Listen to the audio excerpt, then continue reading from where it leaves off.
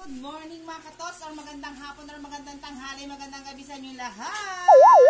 So ngayong araw na to ay gagawa tayo ng DIY dishwashing liquid.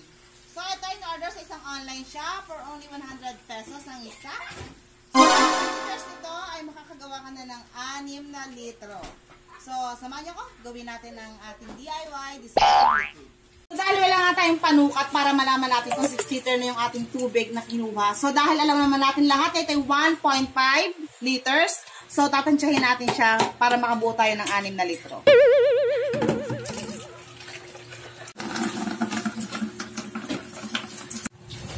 Dahil nga ito ay makagawa tayo ng 6 liters na dishwashing liquid.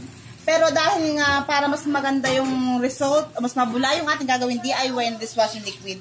So, nilagyan ko lang siya ng 4 liters na tubig. Wow! Para mas maganda yung ating dishwashing liquid. So, huwag nyo sundin yung instruction dun sa baba kung ilang liters ang kailangan idagdag na tubig. So, kung gagawa ka ng 6 liters, dagdagan mo lang siya ng 4 na litrong tubig. Woo! So, yan, gupitin na natin para mailagay na natin yung ating dishwashing liquid. So, ayan. Wow!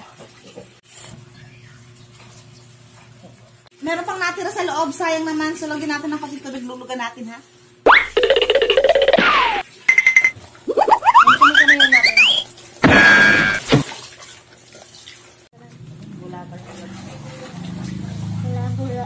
So, since wala tayong gagamitin panghalo, at ito naman ay talagang pan-dishwashing liquid, so pwede nang gamitin natin itong ating sandok na ginagamit sa pagluluto.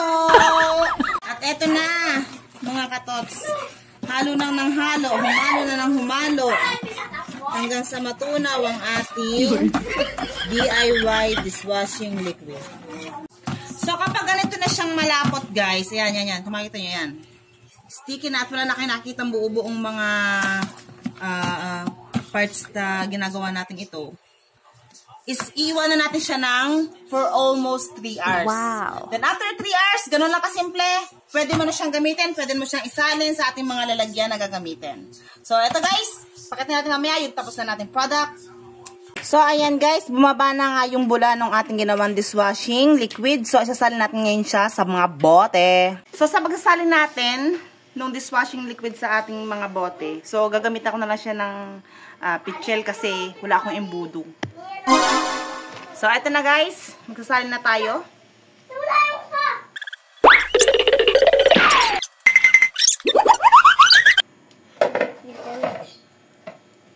So, ayan. Meron na tayong isang bote.